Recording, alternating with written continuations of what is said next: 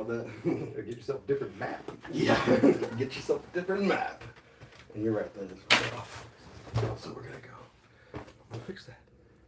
Are we live right now? Yeah. Oh, perfect. Yeah, that's fine. Yeah.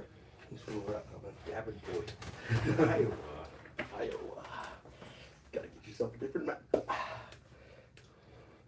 Here we go. Oh, baby! We are live. We're back. We're back. Donnie, I feel so old. As you should. I feel so old. Now I have like 50 weeks to just bust your ass. Yeah. Well, like I said on my Yeah. Facebook thing where everybody else was saying, happy birthday. All I said was, all the world is right. yeah. We're back. We're back. We are basically the same age, minus a few days here or there. Yeah. And we got, what, one good knee out of the two of us here? Not bad. I don't know. I've been getting Not some bad. shockwave on that one for some patellar tendonitis. So, I'm sure it's fine. Yeah. I'll be fine. We're all fine.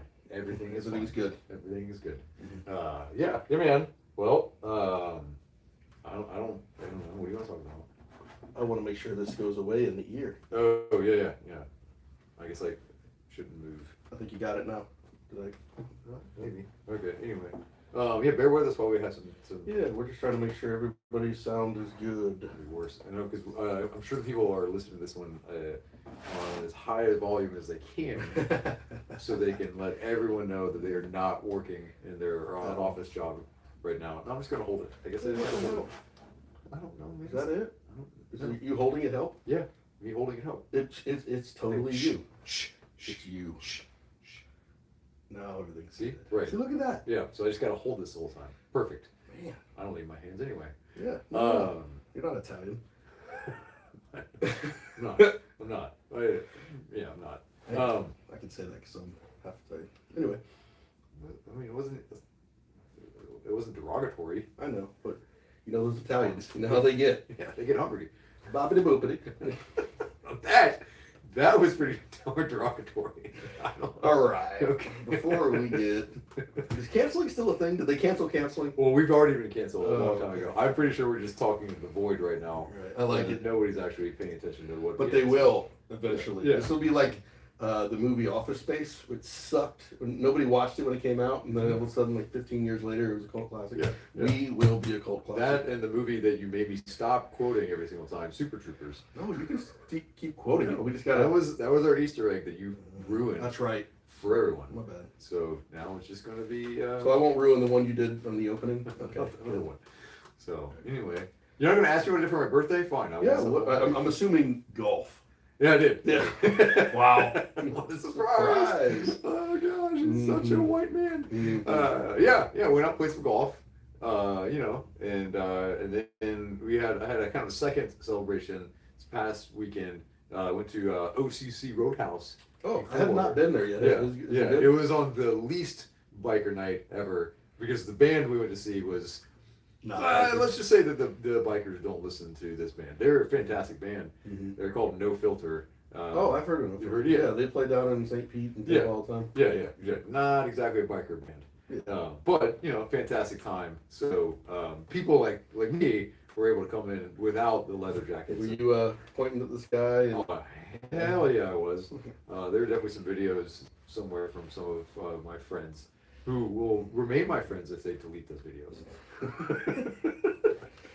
So, it was a good time. Good time. I had a good time. So yeah, Glad to hear that. Then the next morning, I truly felt my age because I went to the gym to sweat it out, and then I came home from the gym. What out? The lack of electrolytes. Right. I was trying to. The grilled chicken sandwich you had? Yeah. Okay. Yeah. The salami, the salami, and the capicola. What you gotta be talking Back to the Italian thing. Yeah. Anyways, how'd the gym go? The gym was fine. It was when I came back from the gym that my daughter said, "Hey, Dad, I want to go for a run," and I couldn't say no to a 7-year-old. Challenge, any sort of physical endeavor posed to me by my 7-year-old daughter, especially something where, hey, like, let's try to get more physically active, obviously I'm going to say yes. Yeah, you only got about like 4 more years until she's better than you anyway. So I understand. I just want to get that beating in. So. A lot closer than I wish. The only thing is that she got tired. I had to stop because I still wasn't running. Yeah, right. There's a difference. Yeah. Yeah. And it's so soon enough she'll catch up. Yeah. So that was that kind of finished me off. Well, then we did 2.5 hours of yard work. So yeah. Boy, that's old when you do yard work on your birthday, huh? Right. Yeah. Yep. Been there. Happy birthday.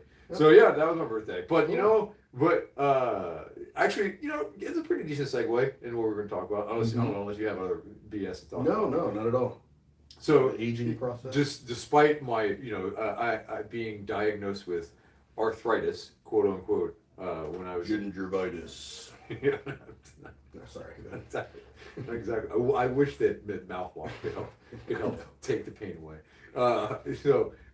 I still continue to do things like run and jump, doing box jumps and doing things like Olympic lifting or anything where I actually leave the ground and work on impact. Because even though I have been diagnosed with arthritis, I know that to maintain my bone density, which is what we're talking about today, yes, I need to do things like heavy resistance training, and I need to do things like plyometrics and impact type of exercises to maintain my bone density, so that when I do fall, now that I'm getting up there in years, I don't have to worry about a fractured hip and then being hospitalized and then deconditioning and then meeting my maker. Right. So the title of this one is how lifting can literally save your life, and we're going to do it like a news special. More at 10. Come back. So you hang in for an hour and a half, but we're going to go ahead and skip that hour and a half and go through it. But so this is the cliffhanger from our sponsor, right? Metamucil. OsteoBiflex. But no, we're talking about like the ability that weightlifting can have, not just on the aesthetics and performance, but literally life and quality of life.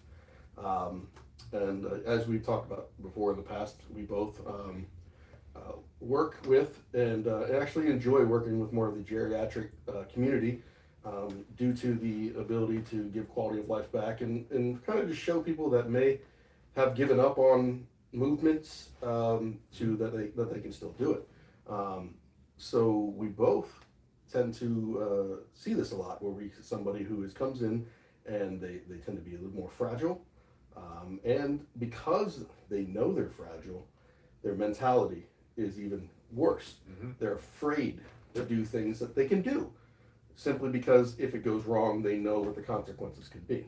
Yeah. Or they have been beaten. It's been beaten into their head by some healthcare professional that they shouldn't do these things because they're at risk of getting hurt, right? And so then that leads. And that's just somebody covered in their ass. Right. Yeah. So that leads to that whole cascade effect that we've talked about many times. Right. Fear of movement leads to general deconditioning, lack of physical activity, and then we open up all those kind of worms. Plain degeneration of the body. Yeah. Right. Exactly. So it's so weightlifting can literally save your life. Yep. And I've actually done a bone density scan. I think I told you this a few years back, but right at the end of my competition career. And at the time I had been competing for, let's say like 12 or 13 years, and I had been lifting for 18 or 20 years, something like that.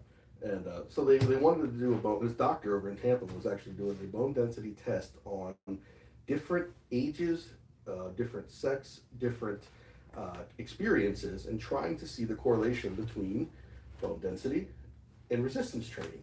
And while like you and I would be like, duh, there hasn't been that many scientific studies to purely correlate the two. They can say bone density, degeneration, this kind of stuff, but the doctor, Dr. Gold was her name, and she was actually a lifter herself in her 50s, was convinced, and I agreed, that the more resistance training you've had over the years, in theory, the higher your bone density is going to be relative to your sex, age, that kind of stuff. Yeah. So when I had mine done, I think I was 37, 38, so it would be 4 or 5 years ago. And it was literally off the chart. And I have this still, I still have the printout of it where they have the X and the Y, and then you have, okay, here's your age, here's whatever, and then my X or my little spot was up here, literally off the chart up here, and they said, yeah, you are less than a 1% risk of fracture for non-traumatic falls. Mm-hmm. So if someone takes a baseball bat to my femur, yeah, it might break. That's a long way to find out. But outside of that, if I fall, it's going to hurt, but I'm not going to fracture a major joint or a bone. So that got me really convinced, and I said, okay, for me, fine, whatever. But what about the 70-year-old community that has been told that osteoporosis is happening, and it most likely is, but they're saying, well, just don't fall and drink your milk and other things like this. But most times the words resistance training are not coming out of these doctors' mouths. Why?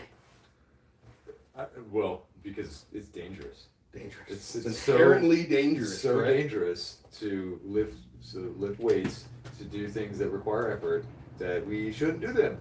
Otherwise, I think we should just all lie in bed and go. Maybe we go for walks. But if you go for walks, make sure that you hold hands or you're using a walker, and go nice and slow. I hope you're being facetious, but I have a feeling that this is based off experience of things that you've been told by patients, by other doctors.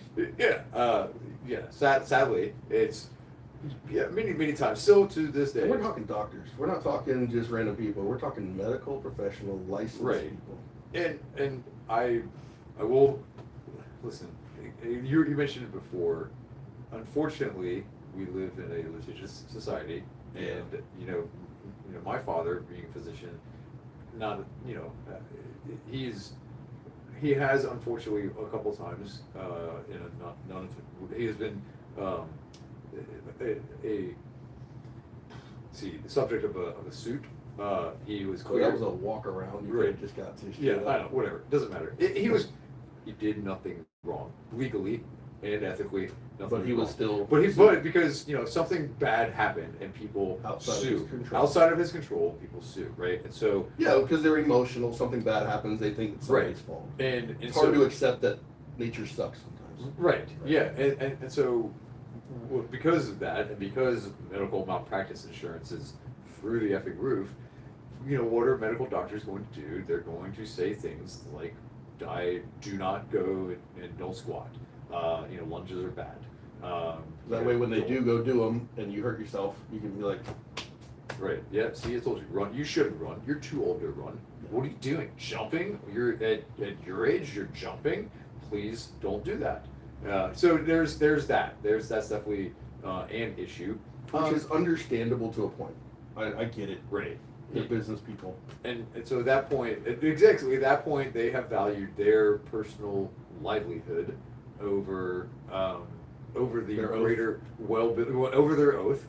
Yeah, sure. I mean, do no harm, because in a roundabout way, they are doing harm by, again, putting some sort of fear into unfounded fears into people who that's then going to lead to those people not being as physically active as they should. And that may not be able to be litigated to say it's harm, but it is harm nonetheless. Yeah, no, I mean that is a lot harder to prove in a court of law versus I told you not to squat, you went and squatted, and you got hurt. Not on me. Not on me. Right. So there's that, and then some frankly just don't keep up with the evidence. They've been practicing for so long that they're just like, I'm good. I've been doing it this way, and maybe a combination of they have through their own anecdotal case studies. Right, they've seen enough. Like, my clinical experience says that you should not jump because I have had thousands of patients and none of them got hurt because none of them jumped. Right, and the one that did jump, he got hurt. So there you go. There it is. Sample size of n = 1. I'm going to hang my hat on that. So there's that. So some sort of maybe willing naivete, ignorance, if you will, on their behalf. None of most of which is something that's under their control that they should do something about, and if they really do want to practice what we call evidence-based medicine, they should probably change their ways a little bit. Yeah, and that's the difference between being a medical professional and even me. I'm a trainer. I'm not expected to go off of medical science because of that. Now, I do because I'm a smart person and I enjoy it, but the expectation is not there. And the first thing I will say to somebody when I give my opinion, I'm not a doctor. And I say that because I don't want somebody quoting me to something that I may not have been as educated on as others. And I do that. And I think that doctors themselves should be saying, hey, listen, I am a medical doctor, but this is just my opinion based off of what I have seen and researched. Right. I think that right there would be, especially if I'm a patient, I trust that doctor way more. Because now they're saying, hey, listen, this is my opinion. This is all practice. Mm-hmm. And, so when doctors come out and become as an authority figure, and then tell these geriatric patients to not exercise, to not perform any kind of resistance movements, resistance-weighted movements, and that it's too dangerous. I do think that what they're saying is it's too dangerous to do this movement. But what I will say is it's too dangerous not to, because there's a guaranteed result if you allow your body to diminish without any type of maintenance. And you said it earlier, even at 42 years old, you're at least maintaining at minimum. Yeah. Like if you can't squat big numbers anymore, deadlift, 5+ anymore, like me, I'm not going to be able to squat anything heavy. I still have to do stuff, dynamic work, hypertrophy work, other things that still provide resistance on my body, that my body must grow or die, and I don't want it to die. So, and this is another thing that people I kind of like being here. Right, I enjoy the existing part of my life. Right. Yeah. that's a pretty high part of my day. Yeah. But I think what people understand muscles grow or diminish based on how much you exercise or work on. But I don't think people understand that bones are similar. Mm-hmm. Bones are living, breathing. You can't see it. Right, I get it. Yeah.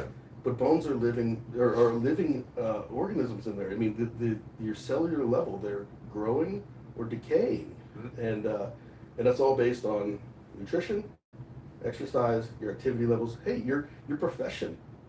People who are more active professionally can contain a higher bone density without any type of extra exercise on top of that. Then you add the exercise on top of that, and then it becomes to the point where you're at a very, very minimal risk. Right. Yeah. So I guess we should talk about exactly what we're saying. So if there's plenty of evidence out there, so especially past a certain age, usually the evidence starts at ages like 80, that if you fall and you fracture, femur, that there is your mortality rate doubles. Most evidence is like doubles, or a lot of times there evidence that says like, there's a very good chance you're going to die within the next year, because usually what happens, or not, oftentimes what happens, is that because of the fracture, you go to the hospital, you get hospitalized, and so you lose whatever conditioning you may have had. And if it was minimal, it's gone like that. Right? But you go downhill very quickly when you come out of the hospital, because you have lost so much strength, endurance, cardiovascular capability, that just living and existing is difficult for you to do. And you are a lot more susceptible to infection, to there's other these other systemic conditions, and then we just kind of go downhill from there.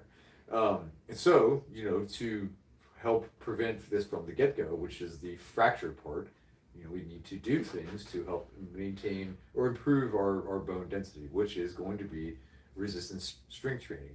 And some people, so the question then comes, well, how much do I need to do? There are a couple ways to answer this. One is the frequency throughout the week, and the recommendation is at least a couple days per week of moderate intensity strength training. And then the second question is, well, what does moderate intensity mean?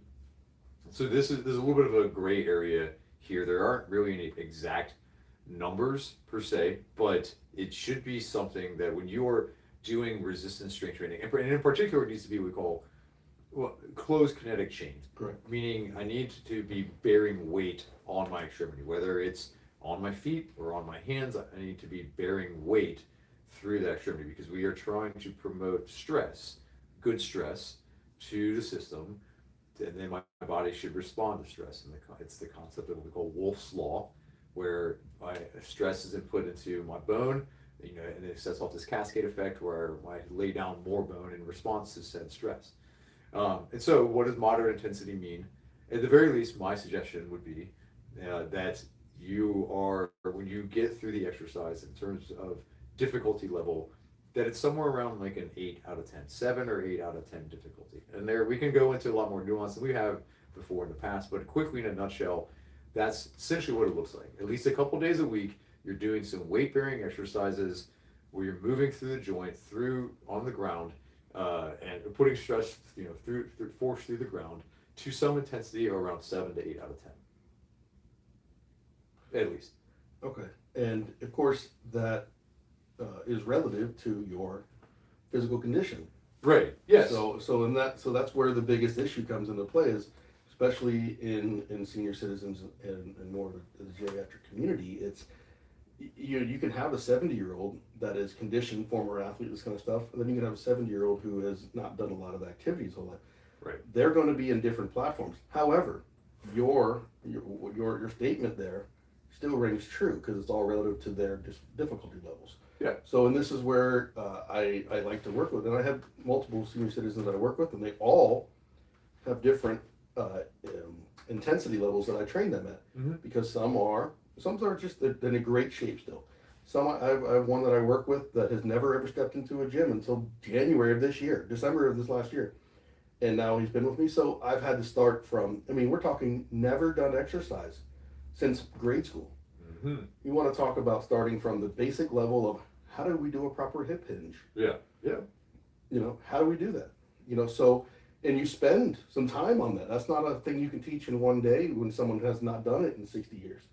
So the intensity levels there is depending on where you're at, and you have to continuously increase that intensity levels as your body adjusts. And I think that's the biggest, hardest part that we're going into next. Yeah. Especially in senior citizens, is because they're already hesitant to start, and then as they increase, man, now I'm going to start doing single leg work. Oh, you want me to jump onto a small platform? Whoa. Yeah. What are we doing here? Yeah. So. Yeah. No, that's I do let you talk every once in a while. I appreciate that. It is the doc with Donnie. So we don't always want to, yes. Initially, so I talk about RPE because, to your point, even if you take two 70-year-olds, right, that have the same build theoretically, but they may be deconditioned, or one may be deconditioned. So one's 7 out of 10 difficulty might be different than the other 7 out of 10 difficulty, but over time, we want that 7 out of 10 to then become a 5 out of 10 or 4 out of 10, right? And so then we bump it up a little bit. And there are many ways to increase the intensity. We don't need to go into that too deeply. Right. Rest times, etc. Yeah, there are many ways to increase the intensity, but the point is that over time we are gradually increasing the intensity, more and more. And that doesn't necessarily mean we don't. It's not a failure if a 75-year-old comes in here and can quote unquote only squat the barbell. If they're squatting with a barbell and that's for them proper motor paths, proper motor pattern, right? They're not putting themselves not putting extra stress and moving as efficiently as possible. And that they do sets of 10 with the barbell, and that's an 8 out of 10 difficulty. Hey, guess what? We're winning. And especially eventually we're going to put 5s on that barbell. Right. Yeah, exactly. And or if a month before that, they could bodyweight squats was where we started. Okay. That's a huge victory. Right. You're still doing something. So, not everyone has to come in here with either one of us, and we don't automatically just say, all right, hey, we're squatting with the barbell today, we're working at 135. And that's where we both, I've been on your end of the evaluation process, and you've seen my evaluation processes where we spend a lot of time evaluating the patient or the client coming in, because that lets us know where we need to start and progress to. Yeah. And without that evaluation, if we went in there with a blanket, a treatment plan or programming, we're going to hurt somebody. Right. Yeah.